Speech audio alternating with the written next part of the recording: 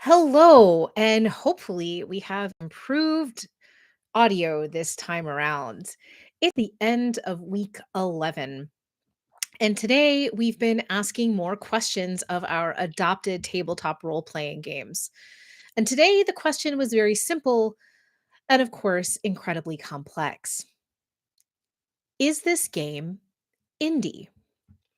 The way that I started this was by asking students about the connotations they were bringing to the idea of indie from other parts of culture. Indie music, indie film are the most common examples of our understanding of indie.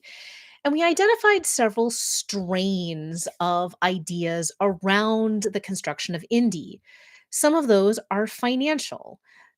How much money is involved in the enterprise is often one of the connotations of indie. Others, similarly, are about the relationship to quote unquote corporate notions. And of course, that lends itself to a really complex discussion of, well, what is corporate in a world where a corporation can be one person, it can be a dozen, it can be several dozen, it can be a couple of hundred, or it can be thousands. But we put that aside for the moment. Because we're talking about connotations, there are also vibes, right? There's aesthetics that are attached to notions of indie in terms of what people reasonably expect. We got a little invocation of grunge, and I briefly turned into dust before reconstituting myself, as students were citing, of course, a movement that was before they were born. And of course, this is also tied to questions and connotations of authenticity. People didn't say it directly in quite so many words until I kind of pushed on it. But really, what we're talking about when we talk about having something feel like indie as opposed to creating strict categories is this sense that there is a kind of purity that's often involved or a sense of passion and involvement. And that's complicated. So, one of the things that everyone noticed was that all of their games they considered to be indie. And they're right, because most of the games that got adopted this time around, as it turns out, were created by very small teams and indeed often under the aegis of their own kind of self publishing. For example, Tim Hutchings' Thousand Year Old Vampire, or the work of Jian Shim or Shinging Core or the like. Just 10 Candles by Stephen Dewey. You get the idea. We have a fair and Coyote and Crow, unquestionably indie in its thrust for kind of an authenticity through indigenous collaboration. We then started to talk about projects and when the idea of indie can turn into something that's not indie. And that also, too, is a question of vibes, control, money, or some combination of all of those. And so I gave them a couple of thought kind of exercises. One is I showed them Steph Hedges' Call for Papers, or CFP, for a book that they're organizing. Disclosure, am writing the essay on actual play for that volume on the idea of indie in TTRPG. And I showed them the ways in which Steph's CFP really f- kind of is very broad in terms of what it's not defining what independent is aside from gesturing to the world beyond Dungeons and Dragons. And indeed that was a conversation that kind of came up again and again. The one thing that we could all agree on was whatever else may or may not be somewhere in the spectrum of indie, certainly Wizards of the Coast does not count. It is owned by a major multinational corporation. Everything else becomes really fuzzy very quickly. For example, we looked up Paizo. Paizo has over 100 employees, is a multi-million dollar company, but its origins, of course, are in kind of declaring independence from Wizards of the Coast's version of Dungeons and Dragons to literally find a new path. There was spirited debate about whether Paizo counts as indie in this construction. It's certainly big for tabletop, but of course is vastly dwarfed by wizards. It's also a question of who's controlling, although we didn't really talk about that as much in terms of Paizo.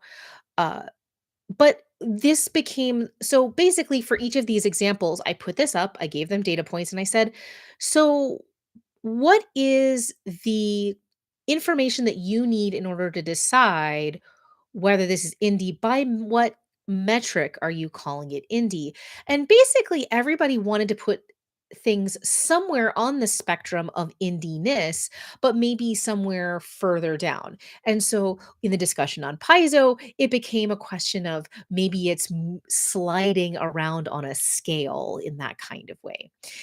We then turned to Magpie games, and a very savvy student noted a particular distinction. Most of Magpie's games are connected to intellectual property that they don't own but are a licensee of. Therefore, those are closer corporate ties. They're more inclined, even though that team is even smaller, very small indeed, they're more inclined to say, oh, there's some part of it that maybe isn't indie because of that connection. Again, debate ensued. And of course, we have to talk about Darrington Press. And but before we talked about the case of Candela and of Darrington Press, I brought up the definition, the working definition that was given to me by Evan Torner, in turn drawing from the kind of consensus wisdom of the old days of the Forge, the tabletop community of the early part of this millennium. And the Forge idea around these notions of indie really rested in terms of the creator, not in terms of absolute terms of how many employees you have, how much money you're making, all of those sorts of things. The more important part is, does the creator of the game control the second edition of the work? So, for example, as I mentioned on Instagram earlier today, and as I mentioned in class, Alex Roberts continues to control the editioning of For the Queen. For the Queen was previously published by Evil Hat. It's completely sold out because Shut Up and Sit Down gave it a glowing review several years into its lifespan, sold out to my terror when I thought I'd lost all of my teaching copies. They were in my car's insulated cooler. I don't know why. These things happen. The point is that right now, officially, we're in the middle of the development of the second edition of For the Queen. The first edition is completely sold out. You might be able to find it in various copies at different friendly little game stores or on the resale market. But for the moment, we don't know where For the Queen is going to be sold next yet. All Evil Hat has said is they're not doing it anymore. So we have pretty good public proof that For the Queen remains indie. It's distributed by different publishers at different points in its life cycle, we assume, but Alex Roberts still controls. Things that are created by collectives are a little bit trickier in that respect.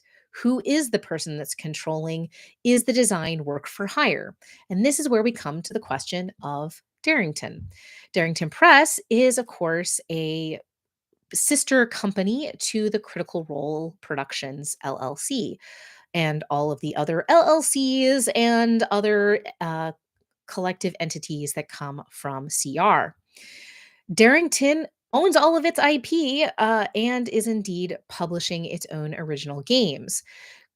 Darrington has also invested heavily in creators who are tied to other games from the indie scene. See people like Spencer Stark or Layla Edelman, who are on their rosters. They are, depending on different points in the development life cycle, um, currently either employees of Darrington or doing other kinds of work for hire. They don't there's not collective ownership, at least as far as I know, of games published by Darrington. And so we got into a really spirited debate about the indiness of Darrington, another small company by any number of standards, and one that's tied to different kinds of notions of indiness. But of course, the actual indiness of Darrington is an ongoing matter of spirited debate. Much depends on your personal kind of constellation of definitions. We don't have a whole lot of hard and fast rules about what counts as indie and what doesn't, aside from it's not Dungeons and Dragons. This is the challenge of the space. This is something that bleeds over very intensely as we use Darrington to talk about Critical Role and other actual plays as well. There actually are some non-independent actual plays, but they're probably not the ones that people often think about. This is something that, of course, I'm writing about at the moment. Indie is a actually really difficult signifier because it doesn't easily map onto what we think indie is.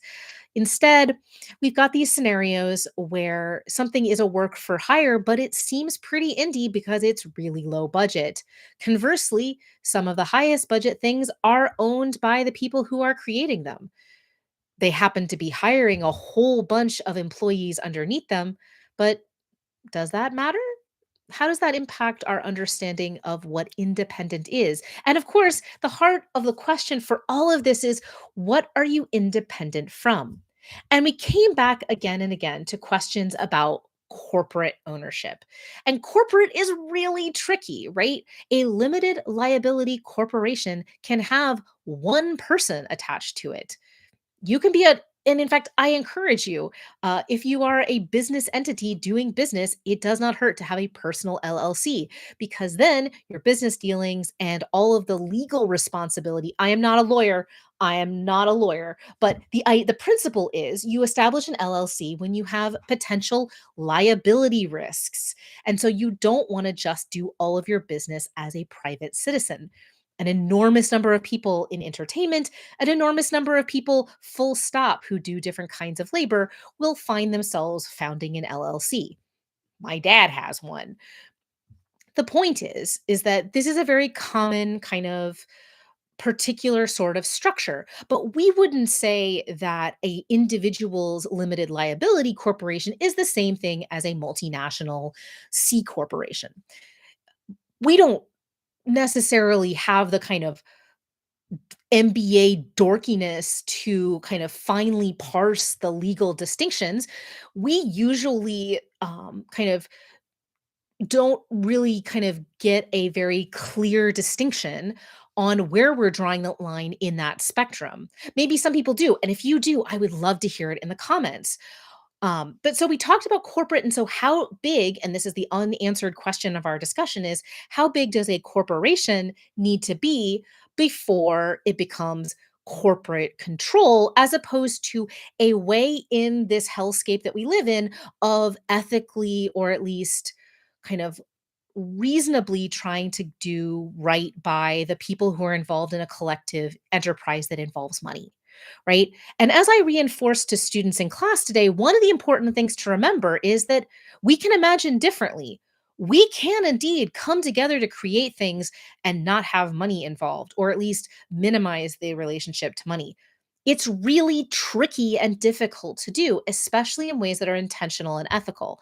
And there's any number of important parts of various traditions, especially the feminist tradition and the Black feminist tradition and the womanist tradition, and on and on and on, that can give us ideas about how to think otherwise.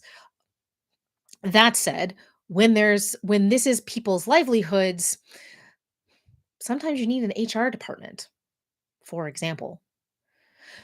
The point is that these are incredibly complicated things, and we distill them down into corporate oversight and corporate over control.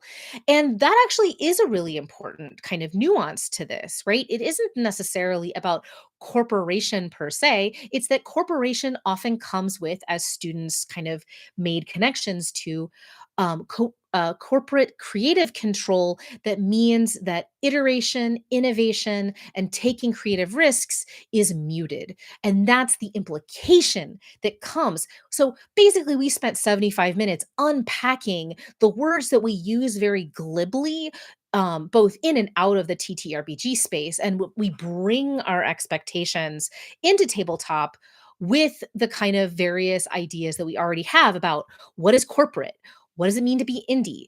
And of course, Indie movies and indie music are notoriously complicated in that kind of way. So many things are officially indie that we might think of as still under a certain level of corporate control, just not the big corporate controls.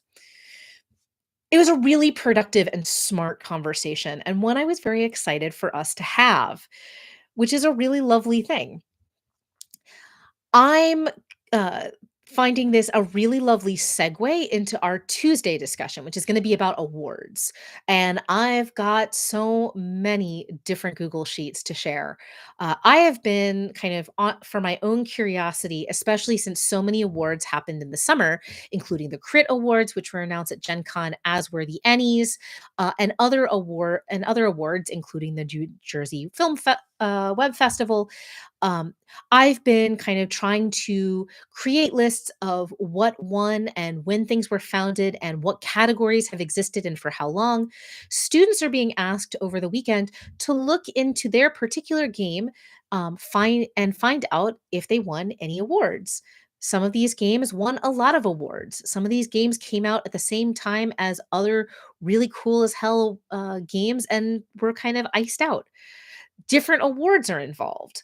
And so, basically, students were initially encouraged to go to the website where a game is being made available, as well as look at the game documentation itself to see if it's showing off any awards. For example, depending on which copy of Alice is Missing you have, and I've got four, you'll see the little awards that it won in 2021 emblazoned on the box. If there's no awards that are mentioned in the documentation, then I encourage students to find the date of publication, the year, and look at that year and the year after in terms of major awards and see what won that year that their award didn't. And we're going to have a conversation about the history of some of those awards in class. We've already taken a quick look at Indiecade just because we were talking about indiness today. We'll take a look at the history of the Ennies. We'll take a look at some of the other awards. And of course, this is all in service to something that we've been talking about the whole semester, which is this notion of the ways that a field of cultural production creates itself.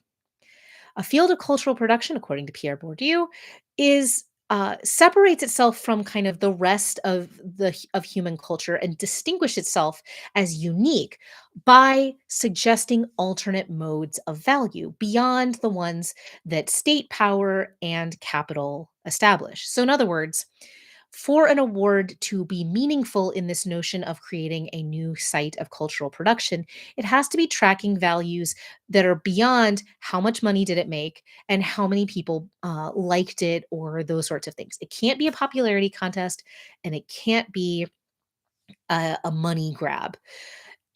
What these awards are making the implicit argument is that there's some other aesthetic category that is being promoted in each of these awards, and that though there are aesthetics that we can all as a community, or rather in the Bourdieuian sense, field, understand as shared values.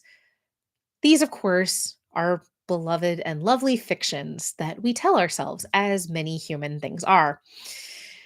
But taking a close look at the stories we tell each other is what this class is all about. And sometimes it's the games itself, sometimes it's the people that make them, and sometimes it's the stories that things like awards tell us. We'll then move from that to looking at actual play because, hey, it's me. There has to be at least one day on actual play, and it can't just be the day they talk to Matt Mercer.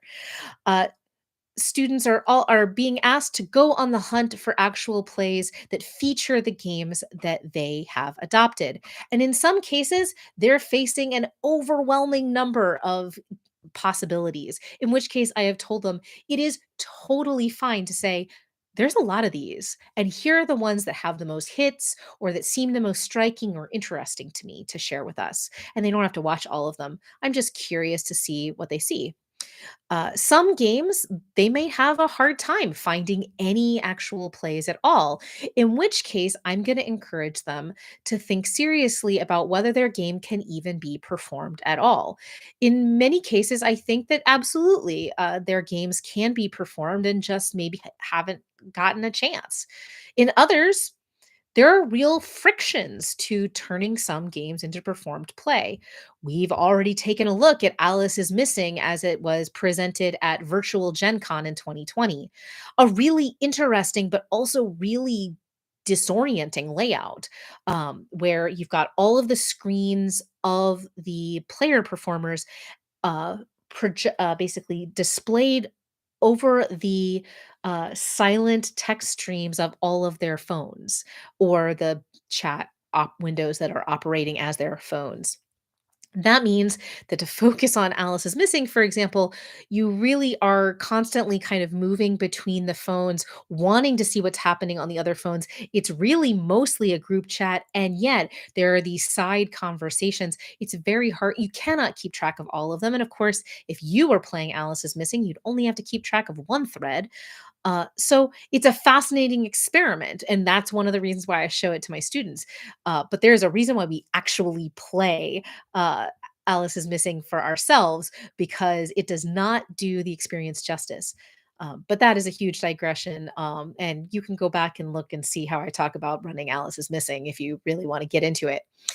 The point is that, actual play is probably a good vehicle for many more systems than are currently displayed in the format. However, it's not universal.